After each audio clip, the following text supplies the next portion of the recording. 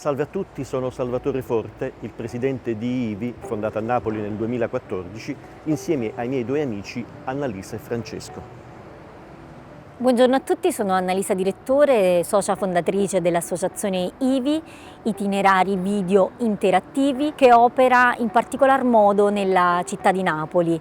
Napoli negli ultimi anni ha avuto un notevole incremento turistico e noi ci occupiamo proprio delle attività turistiche, del cinema, del teatro, in particolar modo in questo luogo che è un emblema di questa città, che è Castelnuovo Maschio Angioino. Qui illustriamo ai tantissimi turisti che vengono da tutte le parti del mondo le scoperte e gli studi fatti da Salvatore Forte e da Francesco De Falco. Alfonso d'Aragona nel 1443 arriva qui a Napoli, sconfiggendo i francesi, liberando la popolazione dagli oppressori, ma si mostra anche alla città come Galad, ossia il cavaliere della tavola rotonda che riuscì a trovare il Santo Graal e che grazie a questo riuscì a sedersi anche sul seggio periglioso o trono pericoloso. E questo trono con al centro una fiamma magica, come diceva Merlino, che bruciava chiunque osasse sedersi sopra, almeno che non avesse il cuore puro e avesse trovato il Santo Graal.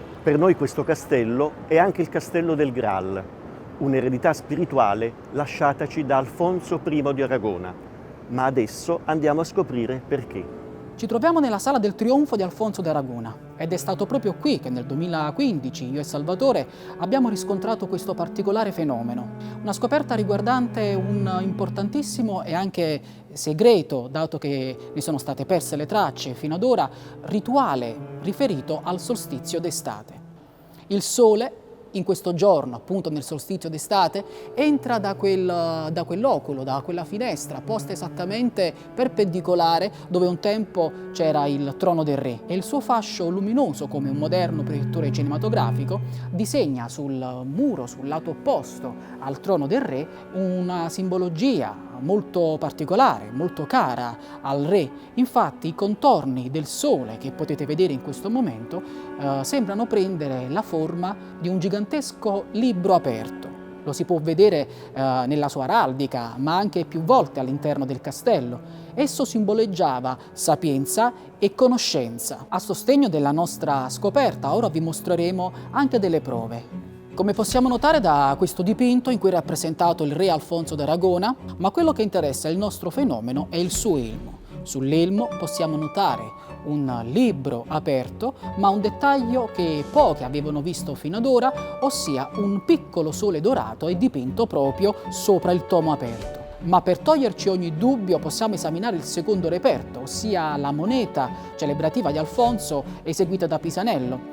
Notiamo il profilo del re, a fianco c'è il suo elmo, sull'elmo il caratteristico libro aperto e poi più su c'è scolpito un piccolo sole. Addirittura in questa rappresentazione si vedono dei raggi perpendicolari che piovono verso le pagine aperte. Ora la copertina porta addirittura una scritta in latino che, tradotta in italiano, sta per «L'uomo sapiente dominerà gli astri».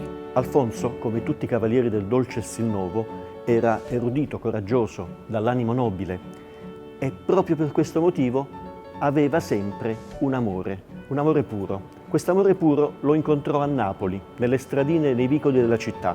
Era Lucrezia d'Alagno, che divenne subito la sua musa ispiratrice. Pur se Alfonso di Aragona fosse sposato, Lucrezia l'accompagnò in tutto il suo regno e divenne quasi la regina di Napoli. Tutti si rivolgevano a lei, i nobili, i re, i principi. Era chiaro che alla morte della consorte, che sembrava imminente, mi avrebbe sposata e sarei diventata io la regina. Quando poi, nel 1453, fu esiliata dal figliastro di Alfonso, Ferrante. Tutti mi voltarono le spalle. Eccoci qui nel cortile del castello. Sulla mia destra vedete la Cappella Palatina, che era la chiesa legata al castello, e invece di fronte a me il balcone del Trionfo. Da questo balcone si affacciava Alfonso di Aragona. Questo balcone ha una forma caratteristica. Vedete, al centro c'è una coppa. Questa coppa rappresenta l'Ordine della Giara. L'Ordine della Giara che fu fondato qualche decennio prima dal nonno di Alfonso di Aragona. Ma vogliamo andare oltre? Vogliamo percepire l'iconografia del Graal, del calice? E allora adesso immaginiamo di girare il balcone di 180 gradi. In questo modo possiamo notare che sembra essere un gigantesco calice capovolto. Nel 1443 Alfonso conquistò Napoli. La conquistò dopo 10 anni di tentativi inutili, ma nel frattempo aveva terminato i soldi. Chiese quindi un prestito. Lo chiese alla cattedrale di Valencia. Gli fu subito accordato, ma in cambio dovette lasciare quanto aveva di più prezioso, cioè gli oggetti della corona e in più il Graal. Oggi il Graal è ancora conservato nella sala capitolare della cattedrale di Valencia. Purtroppo a causa della situazione mondiale che stiamo vivendo non siamo potuti essere lì con voi, ma siamo profondamente orgogliosi e felici di far parte di questo grande progetto che unisce tantissime città come appunto Valencia, Roma, Napoli, San Juan e La Peña. Tutte queste città sono unite sul cammino del Santo Graal. Un saluto a tutti da Napoli, a tutti gli organizzatori del convegno, ai nostri amici di Valencia, da me, da Annalisa e da Francesco.